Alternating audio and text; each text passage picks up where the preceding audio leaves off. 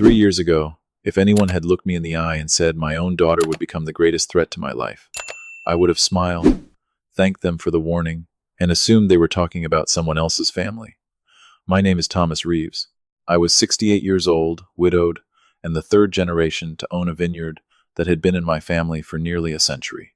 My wife and I spent decades building both our business and our home around one simple belief. If you work honestly and love your family without keeping score, one day they'll carry that legacy forward. We had only one child, Emily. Everything I had ever built was meant to become hers someday. Even after my wife passed away 7 years earlier, I never questioned that future. Emily was busy with her own life, but I believed she loved me. Like many fathers, I explained away the missed phone calls, the canceled visits, and the holidays cut short. I told myself she had responsibilities. I never imagined those small distances were becoming something much larger. Then, one evening, she called with an idea that caught me completely by surprise. "Dad," she said, "we've both spent too many years working and grieving. Let's take a trip together, just the two of us. No business, no stress. I want us to make some good memories while we still can." I remember sitting alone on my back porch after we ended the call, smiling for the first time in weeks. It sounded exactly like something my late wife would have wanted us to do. 2 months later, we landed in Portugal. The first week was wonderful. We wandered through vineyards outside Porto, sampled wines from family-owned estates, laughed over dinners that lasted until midnight, and talked about stories from Emily's childhood that I hadn't thought about in years. Watching her smile across the table, I honestly believed I had my daughter back. Looking at those memories now is the hardest part of this entire story, because nothing about them felt fake. If Emily had already decided what she was going to do, she hid it behind the warmest smile I had ever seen. On the 9th day, we arrived in Lisbon. Our hotel overlooked the old historic district, where narrow stone streets climbed the hills toward ancient churches and cafes. That evening, Emily suggested we take one last walk before dinner. The city was alive with music, tourists filled the sidewalks, and the air carried the smell of fresh bread and roasted coffee. We stopped halfway down an old staircase to admire the lights spreading across the rooftops. I remember thinking how grateful I was that we had taken this trip. Then, everything changed. Without warning, I felt two powerful hands slam into the middle of my back. My feet left the stone steps before my mind even understood what had happened. I crashed shoulder first into the staircase, struck the iron railing, and rolled downward until the world disappeared into darkness. When I opened my eyes again, I was lying in a hospital bed, surrounded by people speaking Portuguese. My shoulder was broken. Several ribs were fractured. My head had been stitched after a severe concussion. The doctor patiently explained my injuries, but I interrupted him before he finished. "Where's my daughter?" I asked. Instead of answering, he looked down at the chart in his hands. That silence frightened me more than the pain. Finally, he spoke. "Mr. Reeves, according to our records, your daughter left Portugal 2 days ago." I stared at him, convinced I had misunderstood. "No," I said. "There has to be a mistake. She wouldn't leave me here." The doctor didn't argue. He simply nodded toward the bedside table, where my passport and hospital paperwork had been placed inside a clear plastic envelope. "She completed the admission forms," he said quietly. Then she boarded a flight back to the United States.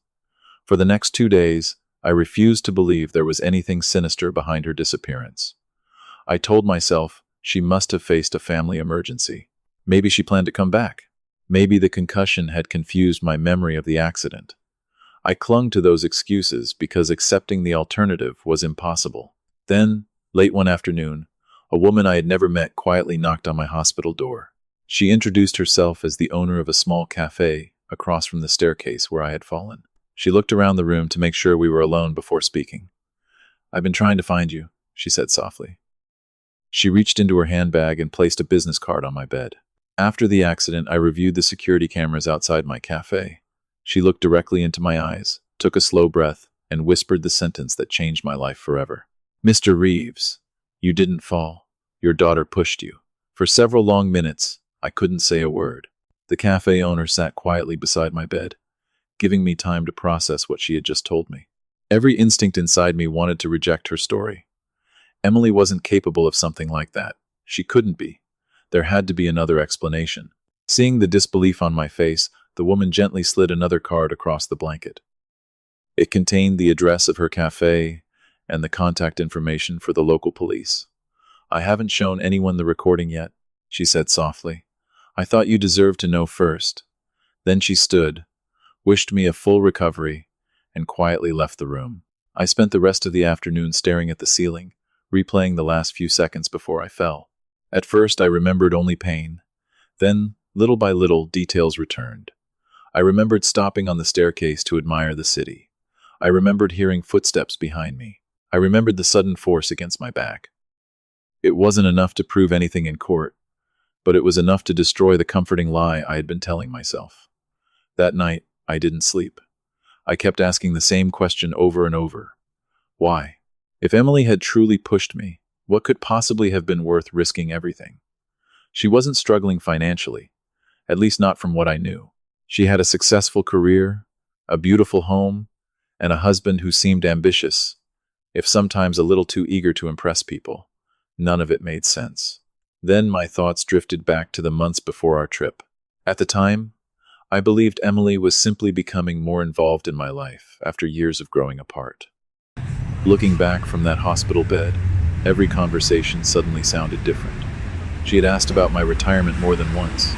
She wanted to know whether I still intended to manage the vineyard myself. She wondered if I had updated my estate plans after my wife's death. I remembered laughing and telling her there was plenty of time for those conversations. She had smiled, but now I couldn't remember whether it had been a daughter's smile or someone carefully hiding disappointment. Another memory surfaced. One Sunday afternoon, Emily and Ryan had arrived carrying a folder filled with legal papers. Ryan explained that every responsible family should organize important documents before an emergency ever happened. It sounded reasonable. They chatted about baseball, local politics, and vacation plans while I signed page after page without reading closely. I trusted my daughter more than I trusted any lawyer. That realization hit me harder than my broken ribs. Trust had never felt dangerous until that moment. 3 days later, my doctors told me I was finally well enough to travel home. Most people would have booked the first available flight and gone straight back to their own house. I didn't. Instead, before leaving Portugal, I borrowed the hospital's telephone and called the only attorney I had trusted for nearly 30 years. "Jack," I said quietly after he answered. "The moment I land in Oregon, I need copies of every legal document I've signed within the past year." There was a long silence on the other end of the line. Finally, he asked a question that made my pulse quicken. "Thomas, did Emily ask you to sign anything related to the vineyard?" Suddenly, I knew this nightmare hadn't started on that staircase in Lisbon. It had started months earlier, and I had walked into it willingly. The flight back to Oregon lasted nearly 11 hours, yet I don't remember watching a single movie or sleeping for more than a few minutes. My shoulder throbbed with every movement, but the pain in my body had become secondary. My mind replayed only one conversation, the question my attorney had asked before I boarded the plane. "Did Emily have you sign anything related to the vineyard?" By the time the aircraft touched down, I had already made one decision. I wasn't going home. If Emily had truly planned something, she believed I was still lying in a hospital bed thousands of miles away. I wanted to keep it that way. Instead of driving toward the vineyard, I checked into a small motel near the airport under my middle name. It wasn't comfortable, but it gave me something far more valuable than comfort time. That afternoon, Jack introduced me to an attorney he trusted completely, a man named Thaddeus Mallister. He had spent decades handling estate disputes, business fraud, and property litigation. The moment I explained what had happened in Portugal, his expression never changed. He listened without interrupting, taking only a few notes before asking a single question. "Do you have copies of the documents you signed?" I slowly shook my head. "No." He leaned back in his chair. "Then let's find them before your daughter realizes you've come home." Within an hour, his legal assistant had retrieved every recorded filing connected to my name from the county records office. We spread the documents across a large conference table. At first, everything looked ordinary. Property filings, tax records, routine business paperwork. Then Thaddeus stopped turning pages. His eyes remained fixed on one document for several seconds before he quietly slid it toward me. "Do you recognize this?" Across the top of the page were 4 words that made my stomach tighten. "Durable power of attorney." My signature appeared at the bottom. The document granted Emily broad authority to make financial decisions if I became unable to manage my affairs. I frowned. I don't remember agreeing to this. Thaddeus nodded. Most people don't read every page when someone they trust puts documents in front of them. Before I could answer, he opened another file. This one was even worse. It transferred future management authority over the vineyard into a trust that named Emily as successor trustee if I became legally incapacitated. I felt the room grow strangely quiet. Neither document gave her immediate ownership, but together they formed something far more dangerous, a pathway. Thaddeus looked directly at me. If someone could convince a physician that you were mentally incapable of managing your affairs, he didn't finish the sentence. He didn't need to. I already understood. The vineyard my grandfather planted, the business my wife helped me build, every decision I had spent a lifetime making, could all be taken away without my permission. I lowered my eyes to the stack of papers, struggling to remember that Sunday afternoon when Emily and Ryan had asked me to sign routine family documents. I hadn't lost the vineyard because I was careless. I had nearly lost it because I trusted my daughter completely. As Thaddeus organized the files into separate folders, one final document slipped from the stack. It wasn't signed. It hadn't even been filed. Across the top of the page were the words, Declaration of Mental Incapacity. My name had already been typed into the form. Only one space remained empty. The physician's signature. Thaddeus slowly closed the folder and looked at me. Thomas, he said quietly, I don't think Portugal was the beginning of their plan. I met his eyes. You think it was only one step? He gave a slow nod. And now we need to find out how many steps came before it.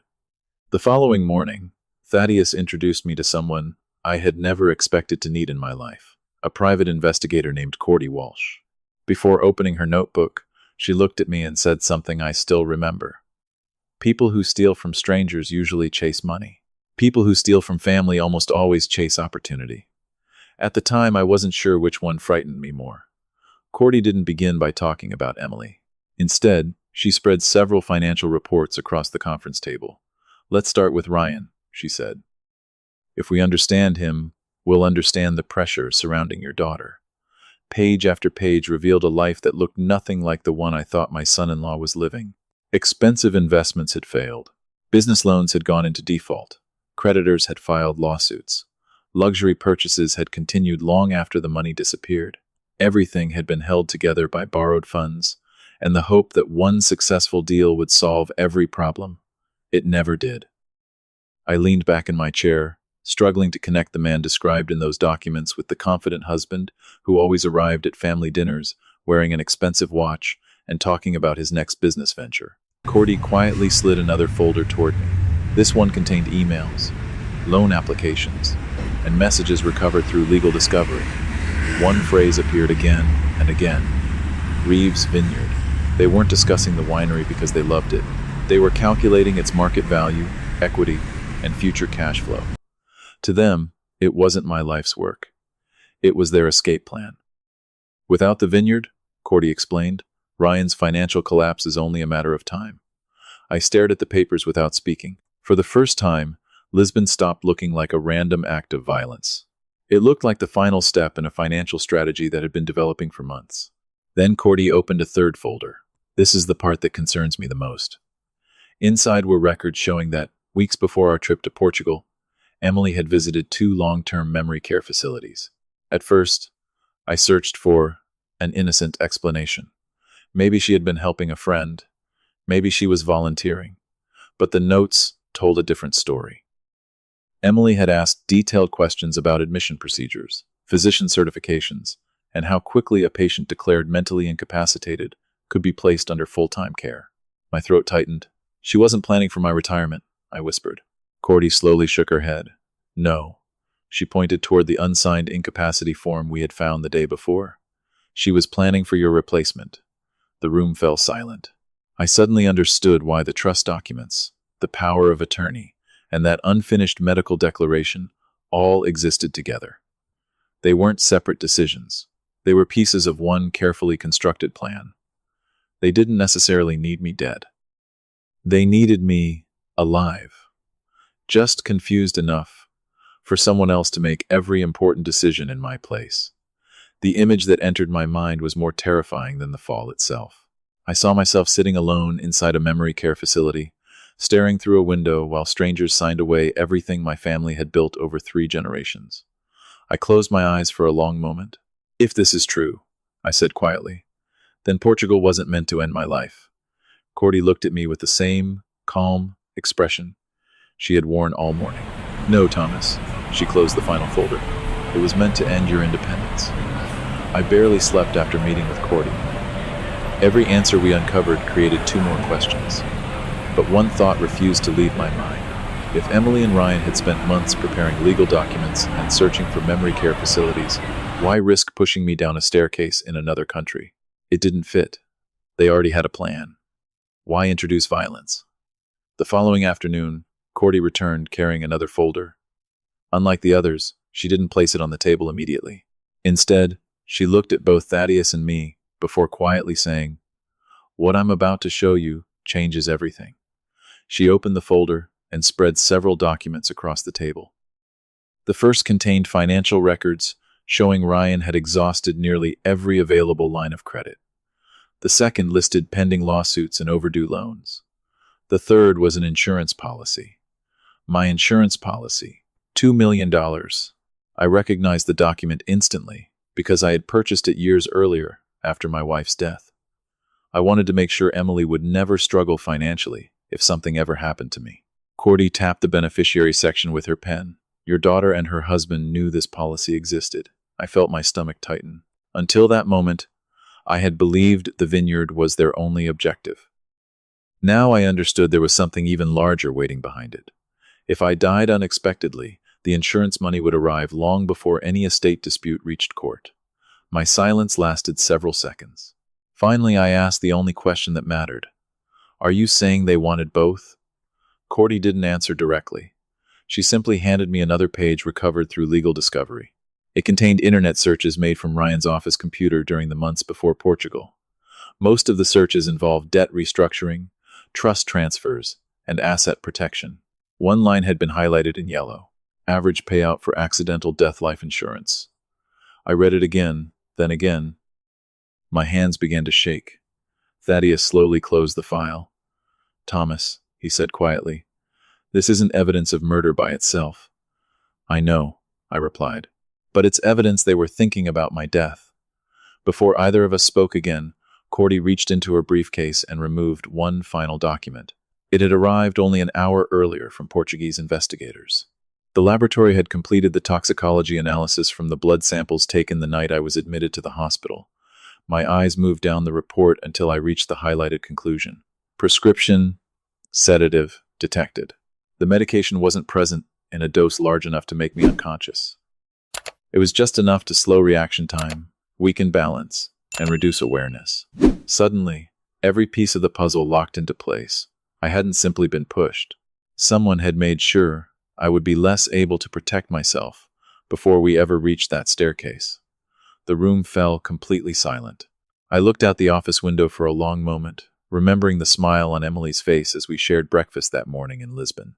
She had poured my coffee herself. I closed my eyes. She knew exactly what she was doing, I whispered. Thaddeus didn't interrupt. He understood that no lawyer could soften a realization like that. Finally, I stood up and walked toward the window. For weeks, I'd been asking whether my daughter betrayed me. That question no longer mattered. The evidence had already answered it. The real question was what I was going to do next. I turned back toward the conference table and looked at both of them. No more hiding behind paperwork, I said calmly. If Emily believes I'm still weak, confused, and trapped in Portugal. I paused before finishing the sentence. Then let's make sure she keeps believing it. For nearly 2 weeks after returning home, I let Emily believe I was still recovering in Portugal.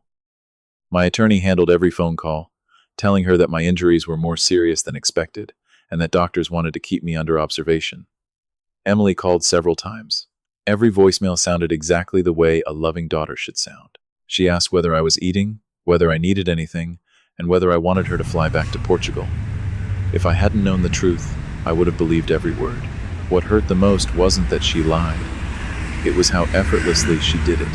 While she believed I was thousands of miles away, I quietly stayed in a small guest house owned by an old friend less than 20 minutes from the vineyard. Every morning I drove past the property without stopping. From the road, I watched employees come and go. Life continued as if nothing had happened. Then, on the third morning, I saw Emily's car pull into the driveway. Ryan arrived a few minutes later. They walked into my office using their own keys. I didn't go inside. Instead, I sat in my truck and watched the building where I had spent most of my adult life. That office was where I had celebrated record harvests with my wife, hired workers who became lifelong friends, and taught Emily how to balance the books when she was still in high school. Now my own daughter walked through those same doors as though she already owned everything inside. That afternoon, my phone rang again. "Emily, this time," I answered. The line was quiet for a moment before she spoke. "Dad?" Her voice sounded soft, careful. "How are you feeling?" I closed my eyes for a second. "I've had better days," I replied. She let out what sounded like a relieved laugh. "I'm so worried about you." I wanted to ask her why. Why she had left me in a hospital. Why she had never come back. Why she had looked me in the eyes for 9 days knowing what she planned to do. Instead, I asked something much simpler. "How's the vineyard?" There was the briefest pause. Then she answered too quickly. "Everything's fine. Don't worry about work. Ryan and I are taking care of everything until you get home. Until you get home." Those 4 words echoed in my mind long after the call ended. Because I was already home. She just didn't know it. That evening, Cordy arrived with photographs taken over the previous 48 hours. Emily and Ryan weren't merely checking on the business. They were interviewing a replacement general manager, meeting privately with the bank that financed the vineyard's expansion, and discussing changes to the company's ownership structure. I set the photographs back on the table without saying a word. For the first time since Portugal, I stopped asking myself whether my daughter still loved me. The question that mattered now was far more painful. How long had she been planning a future that no longer included her father? The next morning, I made a decision that had nothing to do with lawyers, investigators, or courtrooms. I was tired of learning about my daughter's plans through documents and photographs. If I wanted to understand how much of my daughter was still left inside the woman she had become, I needed to look into her eyes again. With Thaddeus's approval, I arranged something simple. I asked my attorney to call Emily and tell her my doctors had finally cleared me to return home within a few days. The news spread faster than I expected. Less than 2 hours later, security cameras at the vineyard showed Emily arriving alone. She walked through every building, spoke with employees, inspected the accounting office, and even stood for several minutes inside my private office. She wasn't stealing anything. She was preparing herself to become the person everyone would answer to. Watching the footage hurt more than I expected. This wasn't the frightened little girl who used to race between rows of grapevines looking for me after school. This was someone rehearsing a future in which I no longer belonged. That evening, I parked my truck a short distance from the vineyard and waited. As the sun disappeared behind the hills, Emily finally walked toward her car carrying a folder beneath her arm. Before she could open the driver's door, I stepped out from behind the neighboring building. She froze. The folder slipped from her hands and landed on the gravel. For several long seconds, neither of us spoke. Her face turned pale. "Dad," she whispered. How are you here?" I looked at her quietly. "You tell me." Tears instantly filled her eyes. She hurried toward me as if she wanted to hug me, but stopped halfway. "I thought you were still in Portugal." "I know you did." She lowered her head. "I was going to come back for you." The words sounded rehearsed, almost automatic. I searched her face, hoping to find the little girl who once cried after accidentally breaking my favorite fishing rod because she couldn't bear the thought of disappointing me. Instead, I saw someone carefully choosing every sentence. "Emily," I asked softly, "when you left that hospital, did you believe I was going to survive?" She didn't answer. Her lips trembled, but no words came. The silence between us felt heavier than any accusation I could have made. Finally, she looked away and quietly said, "Dad, please don't make this harder than it already is." I stared at her, unable to understand what she meant. Harder for whom? For the father who woke up alone in a foreign hospital? Or for the daughter who had spent months pretending to love him while planning to take everything he had built? I took one slow step backward. "You still have one chance to tell me the truth," I said calmly. "Not to save the vineyard, not to save your inheritance, to save whatever is left of us." Emily opened her mouth, but before she could speak, another car turned into the driveway. Ryan had arrived. The moment he saw me standing beside Emily, every trace of confidence disappeared from his face. In that instant, I knew something important. They had prepared for lawyers. They had prepared for contracts. They had even prepared for my death. But they had never prepared for the day I came home and looked them both in the eye. Ryan was the first to recover. Within seconds, the shock disappeared from his face, replaced by the same confident smile he always wore whenever he believed he could control a situation. He walked toward us as though nothing unusual had happened and extended his hand. "Thomas, thank God you're alive. Emily has barely slept since the accident." I didn't take his hand. I simply looked at him until the smile slowly faded from his face. "Really?" I asked quietly. "Because, from where I was standing a few minutes ago, it looked like the two of you were preparing to run my business instead of waiting for me to come home." Neither of them answered. Ryan glanced at Emily, silently expecting her to say something. She lowered her eyes. For the first time since I had surprised them outside the vineyard, she looked uncertain. Ryan finally cleared his throat. "You've misunderstood a few things. We were only trying to protect the company while you recovered." "Protect it?" I repeated. "Or prepare to own it?" The evening air suddenly felt heavy. Employees leaving for the day slowed their steps as they noticed us standing near the entrance.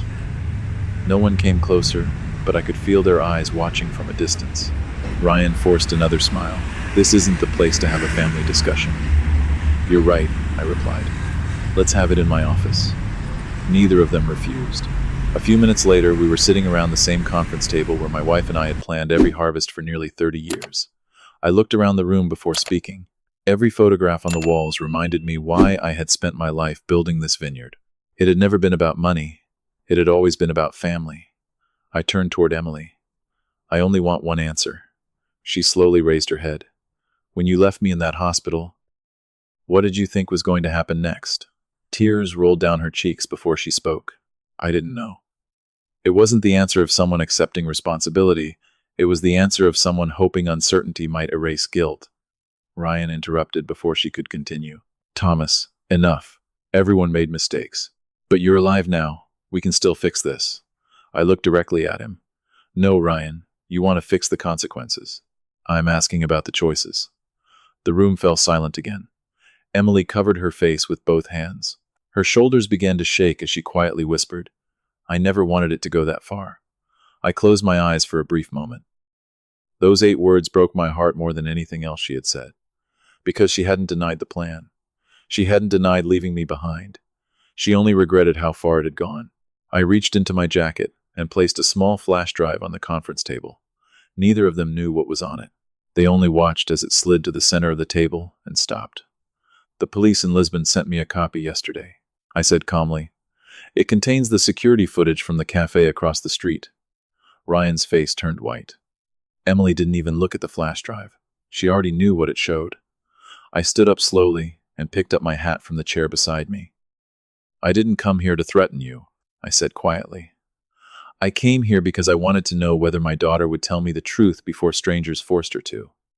I walked toward the door, then stopped without turning around. "Tomorrow morning, my attorneys will begin doing what the law requires." I paused for one final second. "Tonight was your chance to do what a daughter should have done." Behind me, I heard Emily begin to cry. But for the first time in my life, I kept walking without looking back. The following morning, my attorneys filed every document that needed to be filed. After that, I stopped following the legal process day by day. Thaddeus kept me informed whenever something important happened, but I refused to spend the rest of my life measuring justice by court dates and legal motions. The evidence spoke for itself. The security footage from Lisbon, the financial records, the forged succession plan, and the toxicology report formed a picture no explanation could erase. Months later, the case finally came to an end. Emily and Ryan agreed to a settlement that permanently removed them from any authority over the vineyard. Every legal document they had prepared to take control of my business was declared invalid. Ryan's creditors quickly caught up with him once they realized the vineyard would never become their source of repayment. His consulting company collapsed within weeks, and several civil investigations followed. Everything he had gambled on disappeared almost overnight. But none of that gave me the satisfaction I had imagined. One quiet afternoon, nearly a month after everything was over, someone knocked on my front door. When I opened it, Emily was standing on the porch alone. She looked nothing like the confident woman who had walked through my office, believing she already owned my future. Her eyes were tired. Her shoulders were lowered. She wasn't carrying a folder or asking for signatures. She was holding only a small paper bag. For several seconds, neither of us spoke. Finally, she held the bag toward me. "I found these while cleaning the garage," she said softly. Inside were old photographs from our family vacations. A wooden toy airplane we had built together when she was 10, and a faded Father's Day card covered in crooked handwriting. I remembered every one of them. Emily lowered her head. "I don't know when I stopped being that little girl." Her voice broke before she could continue. "Somewhere along the way, I convinced myself that money would solve everything. Ryan kept telling me we were only borrowing the future we were going to inherit anyway. After a while, I stopped questioning him. Then I stopped questioning myself." Tears rolled quietly down her face. "The day I walked out of that hospital, I told myself I would come back after arranging everything. I repeated that lie so many times. I almost believed it." I looked at her for a long moment without saying anything. I had waited months to hear the truth, yet hearing it didn't erase the pain. "Do you know what hurt the most?" I finally asked. Emily slowly shook her head. "It wasn't the vineyard. It wasn't the money. It was waking up in a foreign country and realizing my daughter had decided my life was worth less than her plans." She covered her face as she began to cry. "I'm so sorry, Dad." The words came from somewhere deep inside her, stripped of every excuse she had once hidden behind. I wanted to forgive her immediately. Every father wants that moment to be enough. But some wounds cannot be healed by a single apology. I gently placed the paper bag back into her hands. "Keep these," I said quietly. "You'll need them more than I do. They'll remind you of the person you used to be." Emily nodded through her tears. Before walking away, she looked back one last time. "Do you think you'll ever forgive me?" I stood silently on the porch, watching the daughter I still loved despite everything she had done. Then I answered with complete honesty. "I don't know, but today is the first day I believe it's possible." A year passed before I realized I could finally walk through the vineyard without remembering Portugal every time I looked over my shoulder. Time hadn't erased what happened, but it had slowly taken away its power to control my life. The lawsuits were over. Every fraudulent document had been voided. Ryan's financial empire collapsed exactly the way it had been built on lies. His creditors forced his remaining businesses into bankruptcy. State investigators uncovered multiple fraudulent financial disclosures, and he was eventually convicted on charges related to forgery and financial deception. The man who believed he could steal a family's future left the courthouse wearing handcuffs instead of an expensive suit. I never celebrated his downfall. Greed had already punished him long before the judge ever did. Emily's punishment was different. The court stripped away every legal claim she once expected to have over the vineyard, but the greatest sentence wasn't written by any judge. Ryan divorced her within months of losing everything. Friends who had once admired their success quietly disappeared. She found herself completely alone, carrying the weight of choices no one else could undo. She wrote to me many times during that year. I read every letter, but I answered none of them. Some apologies deserve to be heard. Forgiveness deserves time. Instead of selling the vineyard as several investors suggested, I made the decision my wife would have made. I renamed the estate the Eleanor Reeves Heritage Vineyard, in honor of the woman who had spent 40 years believing that a family's greatest wealth was never measured in acres or bank accounts. We created scholarships for the children of vineyard workers, established a fund to support local farming families facing hardship, and opened our grounds every autumn for a community harvest festival where every neighbor, employee, and volunteer shared the same table. For the first time in years, laughter echoed through the vines louder than business meetings ever had. On the morning of the first harvest festival, I noticed a familiar figure standing quietly near the entrance. Emily had come alone. She stayed far away from the celebration, never asking to be introduced, never expecting to be welcomed. She simply watched families laughing together beneath the same trees where she had once played as a little girl. When the afternoon came to an end, I walked toward her. Neither of us spoke for several moments. Finally, I handed her a small basket filled with fresh grapes, picked from the oldest vines on the property. She looked at me with tears already forming in her eyes. "Dad," she whispered. I gently raised my hand before she could apologize again. "A vineyard doesn't grow because someone wishes it would," I said quietly. It grows because someone cares for it every single day. Families are no different. She lowered her head and cried without trying to hide it. This time, I believed every tear. I wasn't ready to forget what had happened in Portugal, and perhaps I never would be. But I also refused to let hatred become the final inheritance I passed on to the next generation. As the sun disappeared behind the vineyard, children laughed between the rows of grapes, while neighbors filled the long wooden tables my wife had always loved. Looking across the land my grandparents planted, I finally understood what had survived. It wasn't the buildings, it wasn't the business, it wasn't even the family name. What survived was the choice to protect kindness when greed tried to replace it. Portugal almost took my life. Betrayal almost stole my family. But in the end, neither one was strong enough to destroy the legacy we had spent generations building. And as I watched another harvest begin, I knew the vineyard would never belong to the greediest person who wanted it. It would always belong to the people willing to love it enough to protect it.